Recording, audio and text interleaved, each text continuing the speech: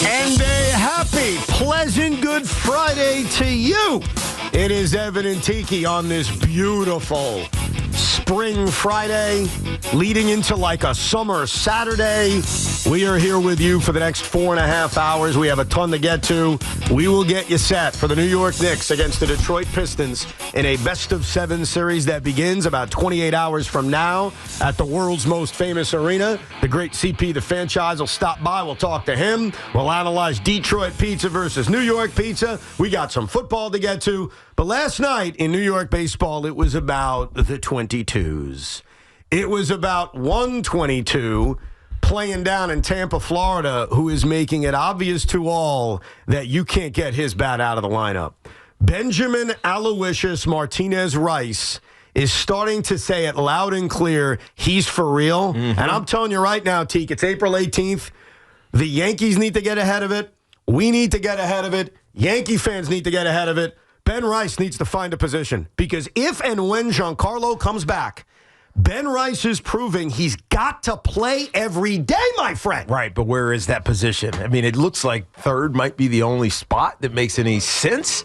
First base is obviously Goldie's, and, platooning him or having him interchanged with Goldie, you want to give him some days off, doesn't seem viable either because Goldie's hitting 320 or whatever the heck it is right now to start the season.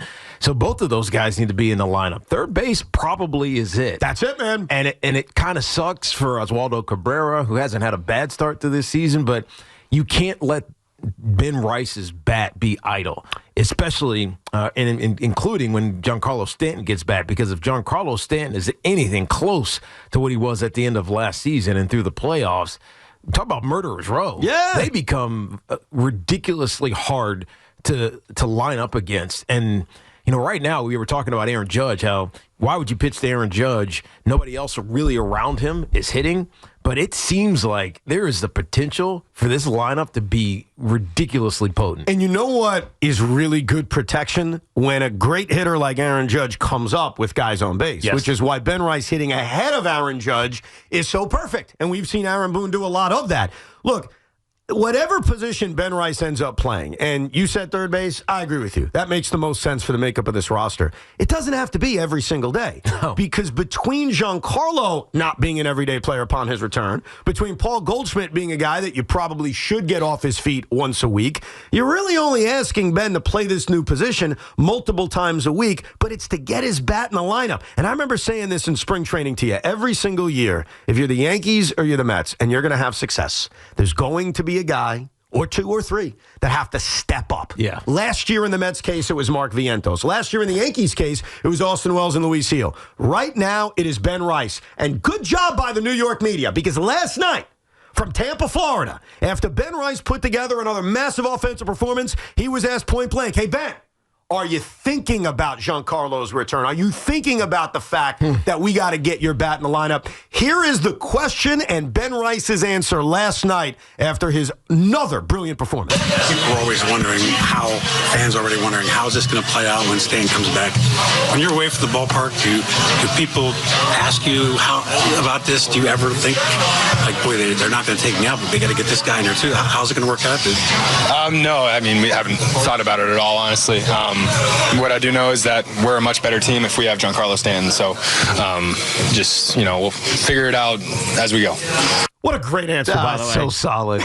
He's got it solid. He's got it figured out already. He's right. He doesn't have to think about it, but the Yankees have to think about it. They do have to think about it. I mean, the challenge is, you look at Oswaldo Cabrera, and I said he didn't get off to a bad start. He's hitting 300. He's hitting 308 or whatever the heck it is. It's not like he's bad. It's not like he's replaceable. It's not like you need to sit him down.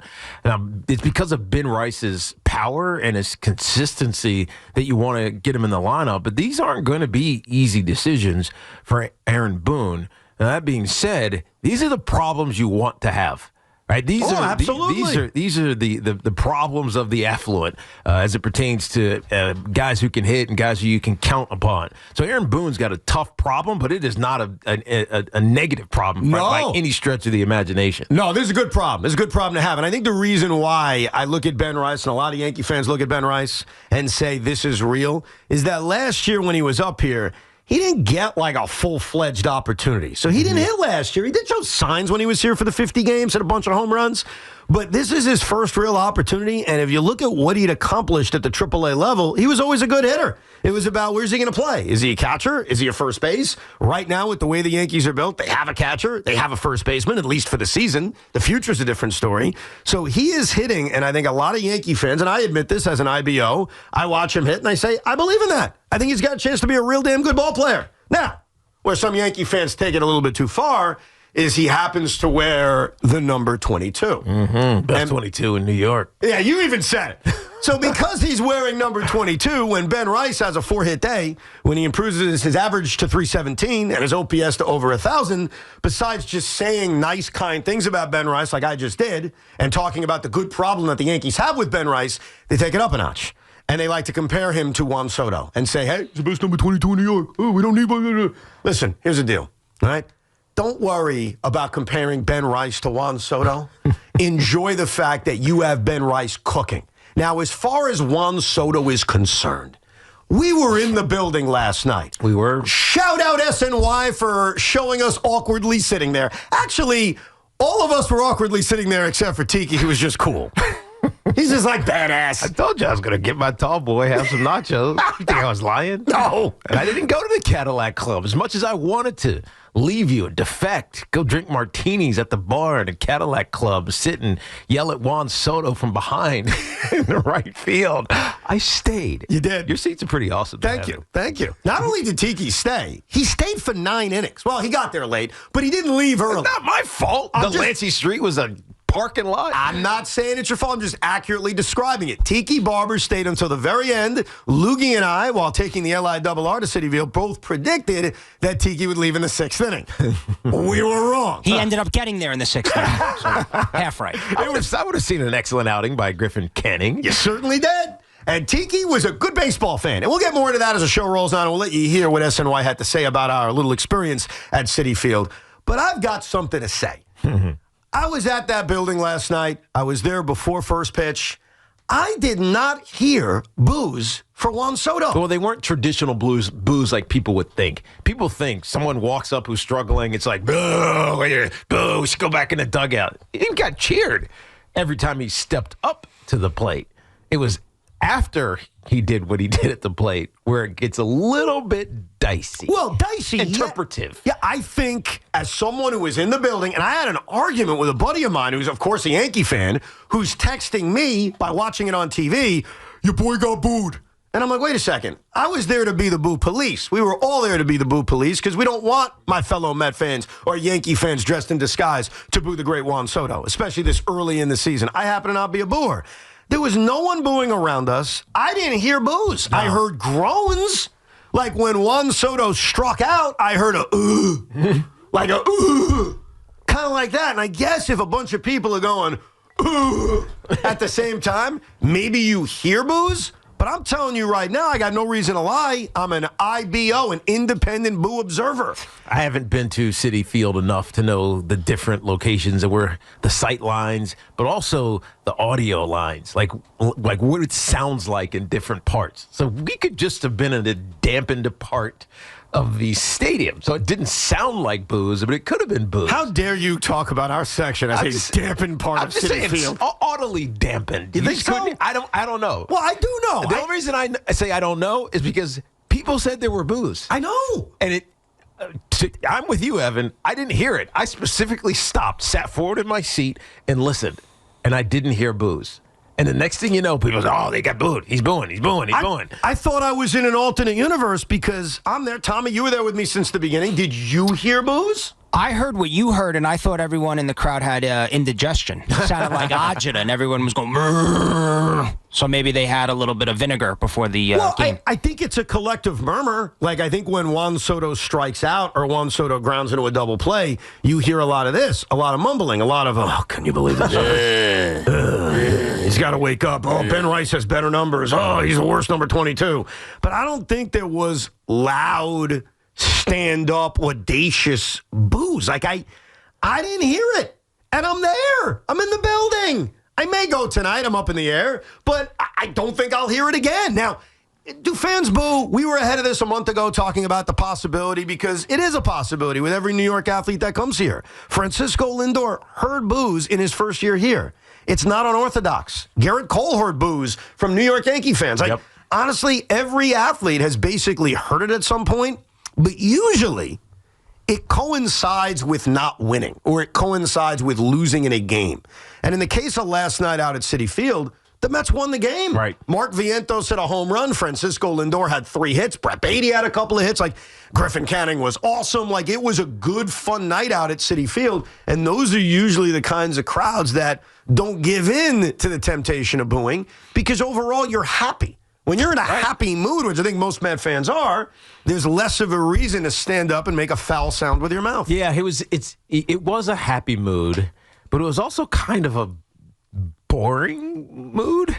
Excuse me? Because, look, I got there in the second inning. I missed Vientos' home run. Yeah.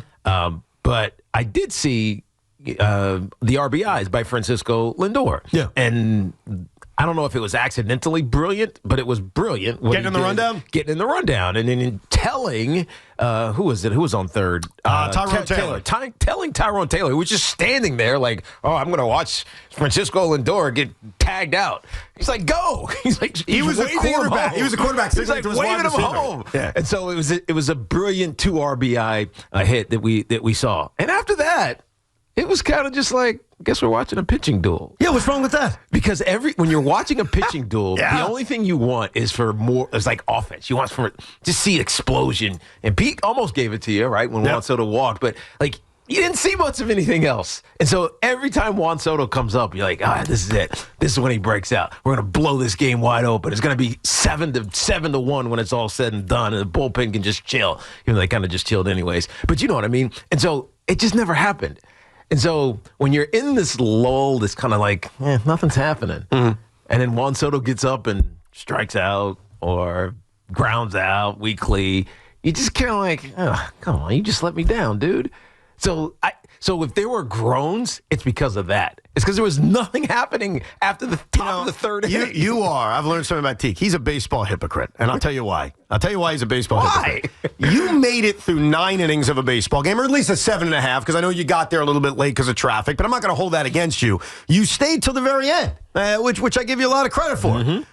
But if there was a lot of offense in this game, you wouldn't have stayed till the very end. Peace. See y'all. So you're sitting here saying, it was boring. I wish there was more offense. If there was more offense, you would have left earlier. I mean, spot the line. I mean, it was all good. I mean, I was taking some pictures. I mean, Edwin Diaz on the mound getting ready to strike out the side and get the win, and these 2 girls with wine. Oh, this was a problem. Oh, it's just all up in our grill. And I'm like, make it quick. Make it quick. This was a huge problem. So, look, we had a fun night at Citi Field. Whenever fans come over, it's an honor. Truly is. And we took a lot of pictures, probably mostly for Tiki, and I was there too. Hey, you had the only solo one. That's true. And you signed a Rico Bronya T-shirt for some dude. That is true. And I have no issue with that. It is a deep honor, okay? With all that said, in the 9th inning, with 1 on and 1 out and Jordan Walker at the plate, these 2 ladies, these 2 wonderful women come over. Lovely ladies. Lovely. They don't know what they're doing. They come over with their glasses of wine. They ask for a picture. I wasn't sure if they wanted me in it. I wished I wasn't in it because I need to watch the baseball game. It wouldn't have mattered because they stepped right in front of you. They stepped right in front of me. I'm sitting down trying to look past them, and then one of them's like, you should stand up and be in the picture. And I'm like, seriously? What are we doing here? Oh, that's so good. And as the picture's being taken, I hear the crowd roar because Walker struck out for the 2nd out. And I got to tell you, I was not happy. I mean, I'm there for the game, bro. I tried, Evan. You know what? I said, come on, ladies, let's make it quick. That's the first sign that Tommy might be right. That's how you become big brother. People that don't care enough about the moments of the game, just looking to take pictures. That's how you get the crowd in there. That's true. You've become corporate Met fans. So I'll give you another example, Sean, where you may be right. In the 7th inning of a close game, and I got to call my fellow Met fans out about it. We're all going to agree. This is going to be one of those rare moments where we're all going to agree. We're doing the wave. Oh, Awful. That was bad. We're doing the freaking wave. Bad. Come on, But man. this goes back to what I was saying, Tommy. People were bored. They were bored. It's a 4-1 game. I've been It's a close sitting here game. watching nothing. Right. Nothing. You know, I don't want to stand up. Hey! Oh, hey! Oh, hey! Oh, that got my blood flowing a little bit. I'm less bored now. That was Tiki's imitation of the wave that occurred last night at Citi Field. Here's what I know, and I respect everybody in the audience who watched this game on television, listened to the game on the Odyssey Mets radio network, or you were in the building, maybe in the 500s, maybe in the 100s, maybe in the Cadillac Club. Maybe I'm nuts. I did not hear boos. We'll get to your calls coming up. Evan, when we get to the calls coming up, I have definitive proof. We got more than indigestion and murmurs and agita. Definitive proof. You weren't even there. And sometimes, Tiki, it takes not being there to actually have your ears open and hear things. You have definitive proof that Juan Soto was booed? Definitive proof you will hear on the air when we come back. Okay. I'm open-minded. I can't believe that happened because I was in the building. Definitive proof, I've also been told, that it wasn't Yankee fans dressed in Met gear. Boy, that ruffled a few feathers. All right, we'll get to Sean's definitive proof. We'll get back to your phone calls. It's about the 22s to start the program today. Ben Rice continues to roll, and he's going to force a major issue for the New York Yankees. And Juan Soto continues to slump. May have heard from the Met crowd in a New York Mets victory. 888-808-1019 is the toll-free number.